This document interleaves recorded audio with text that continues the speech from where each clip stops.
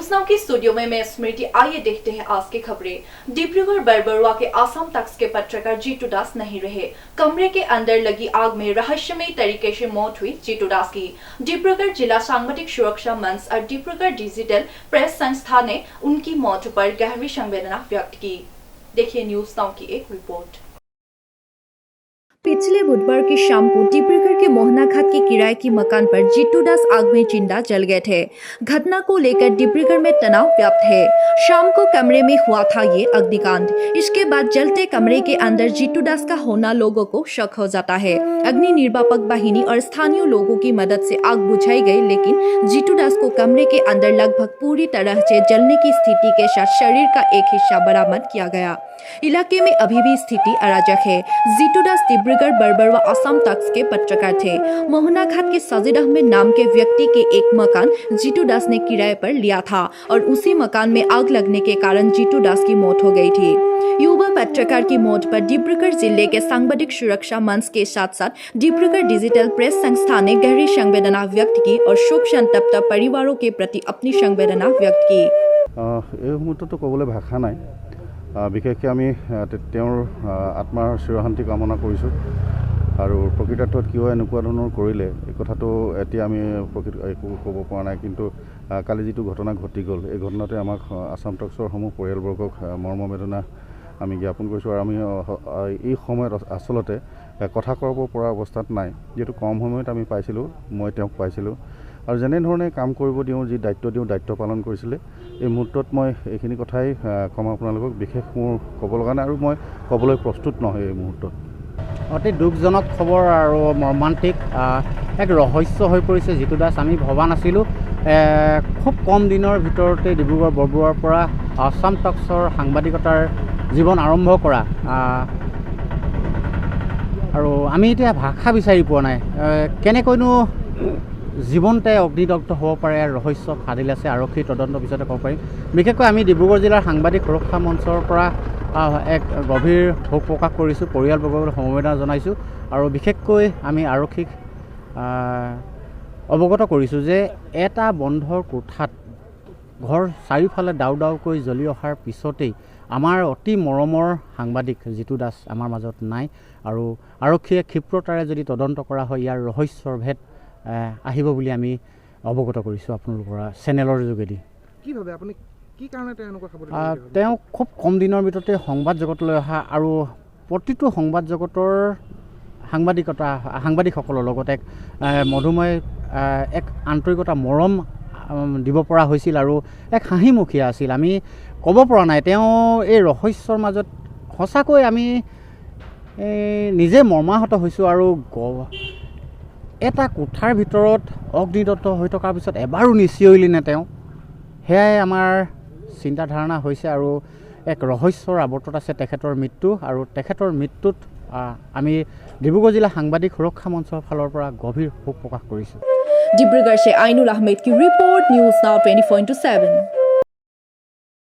जोरहाट के club road स्थित Assam valley English medium school में 12वीं विश्व महावीर शिलाराय दिवस की जन्म जयंती मनाया गया। 16 फरवरी बुधवार को हदोहम कुश राजवंशी छात्र संघ जोरहाट जिला समिति के उद्योग में क्लब रोड के Assam valley English medium school में 512वीं विश्व महावीर शिलाराय की जन्म जयंती मनाया गया। जोरहाट जिला कुश राजवंशी छात्र संघ के कार्यकारी अध्यक्ष अंजन दत्त ने सुबह ध्वजारोहण किया और स्मृति तर्पण किया सौरभ दत्त ने। इसके बाद ही जगन्नाथ अग्नि बरुआ द्वारा संचालित बैठक में जगन्नाथ बरुआ कॉलेज के इतिहास के प्रमुख प्रोफेसर डॉक्टर इंद्रेश्वर दास एक विशेष वक्ता के रूप में उपस्थित थे और असम के निर्माण में विश्व महावीर शिलाराय के योगदान और कोच के असम इतिहास के गौरवशाली अध्याय और शिलाराय को विश्व महावीर क्यों कहा जाना चाहिए इसके विस्तृत व्याख्या की। लेखक दीपक शैकिया ने शिलाराय दिवस के महत्व पर प्रकाश डाला। श्यामली कटाकी ने कविताएं सुनाई। बैठक में जोरहाट जिला कोष राजवंशी छात्र संघ के सचिव प्रफुल्ल हजेरिका, शिक्षक रविन दत्त, रूपक रंजन दत्त, समीर रॉय, पार्थज्योति बोरा, रक्तिम दत्त, समरज्योति दत्त, विश्वजीत दत्त के अलावा बड़ी संख्या में अग्रणी लोग भी शामिल हुए। साथ ही बच्चों के बीच आयोजित चित्रकला प्रतियोगिता के विजेता प्रतियोगी को प्रमाण पत्र और स्मारक प्रदान किए गए। মহাবীৰ চিলাৰায় দিৱস আমি আজি মাঘী পূৰ্ণিমা 512তম যিটো দিৱস আজি চিলাৰায় জন্ম দিৱসটো আমি উদযাপন কৰিছোঁ। আমাৰ বাবে আজি গৌৰৱৰ দিন, কাৰণ আমাৰ কোচ ৰাজবংশীৰ জাতিৰ স্বাভিমান মহাবীৰ চিলাৰায় আমাৰ কাৰণে সকলোৰে আমি আদৰণীয় আৰু গৌৰৱৰ বিষয়। আজি আমি গৌৰৱ যে কোচ ৰাজবংশীসকলৰ বীৰজন যে আমাৰ অসমৰে বা বিশ্বৰে বা ভাৰতবৰ্ষ সকলোৰে আমাৰ কাৰণে এটা পূজনীয় হয়।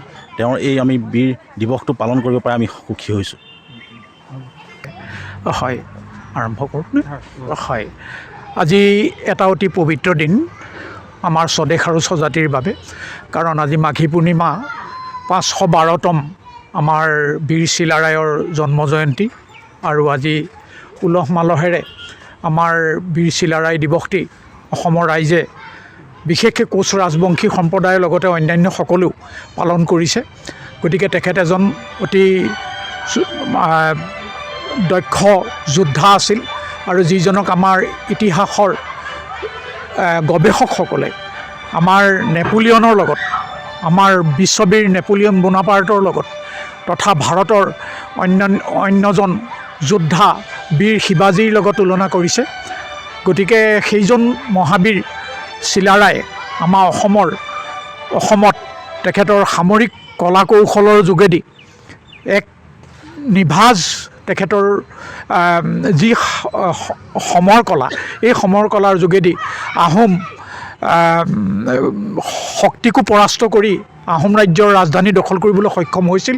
তদুপৰি সেই সময়ত ৰাণী, লুকি, ডিমৰুৱা, মণিপুৰ, ত্ৰিপুৰা আদি সকলো ৰাজ্যবিলাক জয় কৰি এখন বৰ অসম গঢ়াত তেখেতৰ অৰিহণা আগবঢ়াইছিল।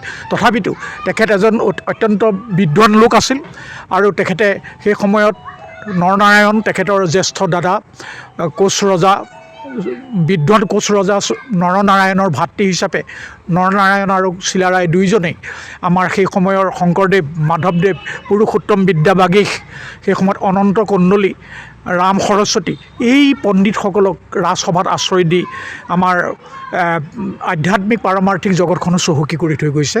আৰু বৃন্দাবনী বস্ত্ৰ, ইতিমধ্যে আমাৰ সেই বৃন্দাবনী বস্ত্ৰও শ্ৰীকৃষ্ণৰ বাল্যলীলাৰ পৰা কংসবধলৈকে সেই আমাৰ যিখন বৃন্দাবনী বস্ত্ৰ আজি গোটেই বিশ্বত স্থান পাবলৈ সক্ষম হৈছে, বিশ্বৰ জনসাধাৰণে আজি চিনি পাইছে।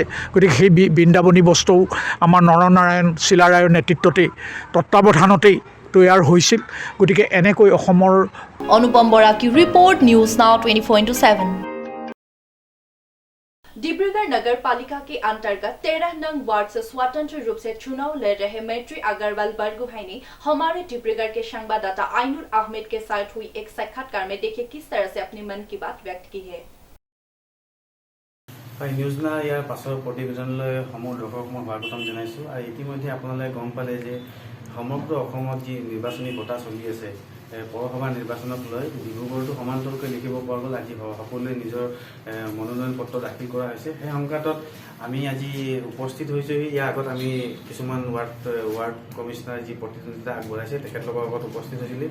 এতিয়া বৰ্তমান আমি উপস্থিত হৈছোঁ সেই 13 নম্বৰ ৱাৰ্ডৰ পৰা নিৰ্দলীয়ভাৱে নিজৰ প্ৰতিদ্বন্দ্বিতা আগবঢ়োৱা মৈত্ৰী আগৰৱাল বৰগোহাঁই ডাঙৰীয়ানী, তেখেতৰ পৰা আমি কিছু মত বিনিময় জানিবলৈ চেষ্টা কৰিম। বাইদেউ, আমাৰ অনুষ্ঠানলৈ আপোনাক স্বাগতম জনাইছোঁ। ধন্যবাদ।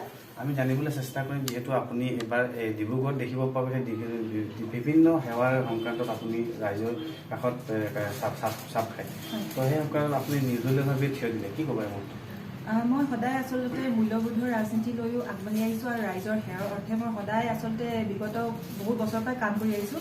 নিৰ্দলীয়ভাৱে মই আগবাঢ়ি অহাৰ আঁৰত মোৰ এটাই কথা যে নিৰ্দলীয় হিচাপে মই মোৰ পৰিচয়টো লৈ ৰাইজৰ সেৱা কৰিব বিচাৰিছোঁ। কাৰণ আপোনাৰ যি পৌৰসভাৰ নিৰ্বাচন, তাত আচলতে পাৰ্টীলৈ নাচায়, এজন ভাল প্ৰাৰ্থীলৈ চাব পাৰে, আৰু এজন ভাল প্ৰাৰ্থীয়ে এটা ৱাৰ্ডৰ বহুত ধৰণৰ কাম কৰিব পাৰে। আৰু মই নিৰ্দলীয়ভাৱে আচলতে নিজা পৰিচয় এটা লৈ কাম কৰিব বিচাৰিছোঁ, সেয়ে মই নিৰ্দলীয় হিচাপে কণ্টেষ্ট কৰিছোঁ। যিহেতু আপুনি নিৰ্দলীয়ভাৱে নিজৰ প্ৰতিদ্বন্দ্বিতা আগবঢ়াইছে, আপুনি কিমানখিনি আশাবাদী যে আপোনাৰ ৱাৰ্ডবাসীয়ে আপোনাক সমৰ্থন কৰিব? মই যথেষ্ট আশাবাদী, কাৰণ আজিকালি সকলোৱে আচলতে ভাল প্ৰাৰ্থী এজনক আগবঢ়াই দিব বিচাৰে, সকলোৱে নিজৰ বিচাৰ বিবেচনা কৰি ভোট দিব বিচাৰে। আৰু যদি এজন ভাল প্ৰাৰ্থী তেখেতসকলৰ আগত থাকে, মই যথেষ্ট আশাবাদী যে তেওঁলোকে নিশ্চিতভাৱে এজন ভাল প্ৰাৰ্থীক আগবঢ়াই দিব। পাৰ্টিৰ নহ'লেও ইণ্ডিপেণ্ডেণ্ট হ'লেও তেওঁলোকে নিশ্চয় আগবঢ়াই দিব বুলি মই আশাবাদী। হয়, ধন্যবাদ বাইদেউ, উজ্জ্বল ভৱিষ্যতৰ কামনা কৰিলোঁ। আমি বিশেষ আপোনালোকে প্ৰতিবেদন চাই আছে যে ইয়াৰ পাছলৈ আমাৰ যিসকল ডিব্ৰুগড়ৰ পৰা প্ৰতিদ্বন্দ্বিতা আগবঢ়াইছে তেখেতলোকৰ কাষ চাপিম আৰু আপোনালোকে চাই থাকক নিউজ। ধন্যবাদ। जोरहाट टेकेला गांव के स्थानीय लोगों का आरोप है कि 37वें नेशनल हाईवे से जोड़ने वाली 6 किलोमीटर लंबी सड़क की मरम्मत अच्छी तरह से नहीं की गई है। देखिए न्यूज नाउ की एक रिपोर्ट। देरगांव विधानसभा क्षेत्र के अंतर्गत जोरहाट टेकेला गांव से 37वें नेशनल हाईवे जोड़ने वाले 6 किलोमीटर लंबी सड़क के ऊपर स्थानीय लोगों ने अनियमितता का दावा किया है। बिना सिलकोट के सड़क बनाने के कारण धीरे धीरे सड़क टूटने लगा है। स्थानीय जागरूक लोगों का आरोप है कि सड़क उतनी चौड़ी नहीं हुई जितनी होनी चाहिए थी। साथ में यह भी पाया गया है कि सड़क के किनारे की जमीन समतल नहीं होने के कारण बन रही सड़क में कुछ विसंगतियां देखा गया है। इन सब के बारे में विभाग के अधिकारियों को सूचना दी गई है, लेकिन उन लोगों की ओर से कोई महत्व नहीं दिया गया। টেকেলা গাঁৱৰ পথপুলি PWD নামাকৰণ কৰা হৈছে। 37 নং ৰাষ্ট্ৰীয় ঘাইপথৰ পৰা পানীচুকোৱাৰ পৰা ভালুকপুৰ ষ্টেচনৰ সংযোগী এই পথছোৱা সম্পূৰ্ণ দৈৰ্ঘ্য হ'ল 6 কিলোমিটাৰ পথ। এই 6 কিলোমিটাৰ পথটো 1998 চনত প্ৰথমে পকীকৰণ হৈছিলে। তাৰপিছত ভাগি ছিগি অৱস্থা খুব বেয়া হ'ল। আমি কেইবাবাৰো এই সমষ্টিৰ বিধায়কগৰাকীক অনুৰোধ জনাইছিলোঁ, জনাত সেই বছৰ আমাৰ নহ'ল। এই বছৰ আমি ৰাস্তাটো হ'ব বুলি এতিয়া গম পালোঁ। আমি খুব উৎফুল্লিত হৈছিলোঁ যে আমাৰ এইবাৰ এটা ডাঙৰ সমস্যা দূৰ হ'ব। যোৱা বছৰ জুন মাহৰ পৰা এই ঠিকাদাৰজনে এই কামটো আৰম্ভ কৰিছিলে। জুনৰ পৰা গৈ গৈ এতিয়া এই পথ আপোনালোকৰ কেনেকুৱা অসুবিধা হৈছে? অসুবিধা মানে যথেষ্ট অসুবিধা হৈছে। আমি বহুত দিনৰ প্ৰত্যাশাৰ অন্তত ৰাস্তাটো হৈ উঠিছিলেগৈ মেৰামতি কামটো, কিন্তু মেৰামতি যিটো ধৰণে আমি আশা কৰিছিলোঁ সেইটো ধৰণে কোনো কাৰণতে মেৰামতি নহয়। দেখা যায় আপুনি যদি ৰাস্তাটো ভালকৈ পৰ্যবেক্ষণ কৰি দেখিব, যিটো আপোনাৰ ছাইড বাম থাকিব লাগে, যিটো ইয়াৰ ওপৰত কাৰ্পেটিং থাকিব লাগে, কোনো ধৰণৰ কাৰ্পেটিং হোৱা নাই, ছাইড বাম হোৱা নাই। এতিয়া আপোনাৰ ৰাস্তা বনাই যোৱা ছমাহ হোৱাই নাই, এতিয়া একাংশত আপোনাৰ পানী ৰ'বলৈ ধৰিলে। গৰু মূত্ৰ একদম সাংঘাতিক ধৰণৰ তাত এচিড থাকে। সেই এচিডৰ খাৰে বস্তুটো খান্দিব ল'লেই। খান্দি যোৱাৰ পিছতে কি কৰিছে আপোনাৰ এই ৰাস্তাৰ ছাইড বামটো ভালকৈ প্ৰপাৰকৈ নবনোৱাৰ ফলত পানীটো ৰাস্তাৰ সোঁ মাজলৈ আহিব লৈছে। সোঁ মাজলৈ অহাৰ পিছত আপোনাৰ এনেকুৱা ধৰণৰ অসুবিধা হৈছে, মানে আমি যিটো আশা কৰিছিলোঁ সেইটো আশাটো মানে একদম আমাৰ চেঁচা পানী ঢালি পেলালে। আমি তেওঁলোকৰ বিষয়ববীয়াসকলৰ লগতো যোগাযোগ কৰিছোঁ, ইঞ্জিনিয়াৰ ছাৰৰ লগতো পাতিছোঁ বা কাম কৰা মানুহখিনিৰ লগতো কথাখিনি কওঁ, তেওঁলোকক কোনো ধৰণৰ আমাৰ কথাখিনি গুৰুত্ব নিদিয়ে। যেন তেওঁলোকৰ একদম পূৰা পৈতৃক সম্পত্তিগত ৰাস্তাটো তেওঁলোকৰ আৰু তেওঁলোকে যিখিনি কৰিব লাগে তেওঁলোকৰ মতে কৰিব। আমি ইমান অনুৰোধ জনালোঁ, আনকি আমাৰ MLA মহোদয়কো আমি ক'লোগৈ যে আমাৰ ছাইড বামটো হোৱা নাই। এতিয়া এইকণতে চাওক, আপোনাৰ 1 মিটাৰ দৈৰ্ঘ্য থাকিব লাগে, আপোনাৰ হেৰিয়ালৈকে এই বেৰখনলৈকে থাকিব লাগে, কিন্তু 1 মিটাৰটো বাদ দিয়ক, ৰাস্তাৰ হেৰিয়াৰ ওপৰতে আপোনাৰ। जोरहाट से प्रणव शेंशुआ की रिपोर्ट, न्यूज नाउ 24/7। जोरहाट पुलिस ने लकड़ी से भरी अवैध बलेरो पिकअप को जब्त किया और इसे जोरहाट वन विभाग को सौंपा गया। भुगदोई पुलिस ने लकड़ी से भरी अवैध बलेरो पिकअप को जब्त किया और इसे जोरहाट वन विभाग को सौंपा गया। भुगदोई पुलिस ने गुप्त सूत्र के आधार पर अवैध लकड़ी से भरी गाड़ी को जब्त कर लिया था। बताया जा रहा है कि एक व्यक्ति को पुलिस ने हिरासत में लिया है। वन अधिकारी ने बताया कि ये गाड़ी बोकाखात से जोरहाट की ओर जा रही थी।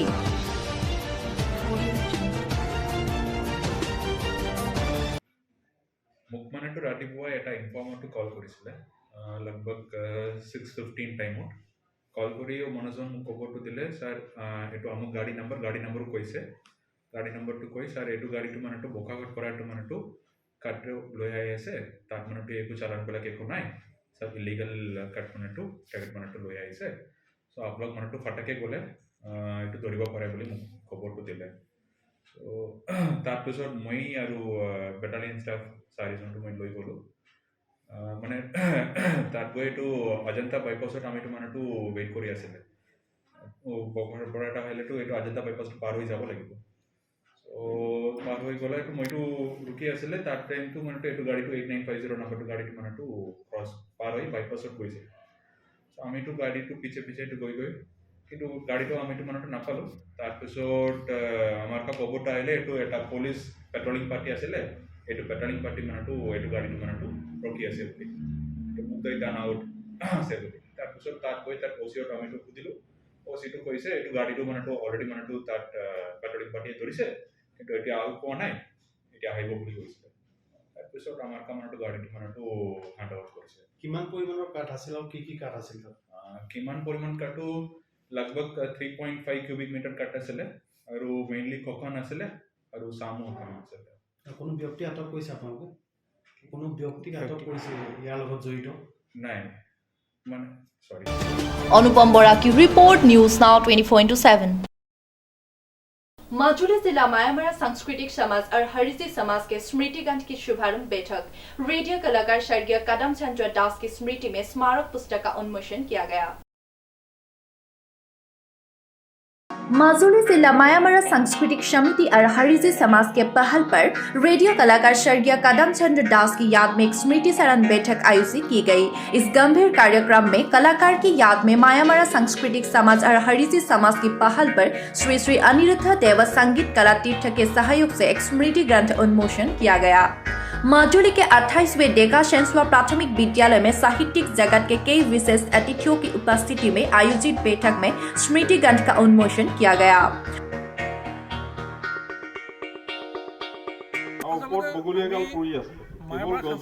মাজুলী জিলা সমিতি হৰিজি সমাজ আৰু গোবিন্দদেৱ কলা তীৰ্থই আমি এটা প্ৰচেষ্টা হাতত লৈছোঁ যে যিসকল মানুহ আমাৰ সমাজত বিশেষভাৱে আমাৰ আদ্য গুৰুজনাৰ প্ৰতি অৱদান আছিলে সেই মানুহখিনিৰ মৃত্যুত আমি এখন স্মৃতি পাতি যাম বুলি ভাবিছোঁ।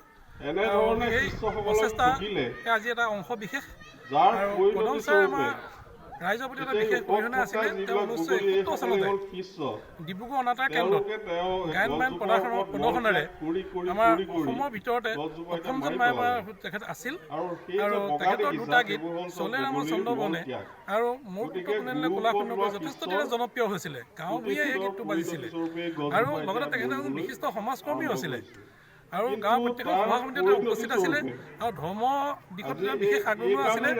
নিষ্কাষ্ট ধৰ্মপথ থাকি আৰু গাঁওবুঢ়া হিচাপে তেওঁ মৃত্যু শেষ পৰ্যন্তলৈকে সমাজৰ প্ৰতি তেওঁ বিশেষ বৰঙণি আগবঢ়াই গৈছিলে।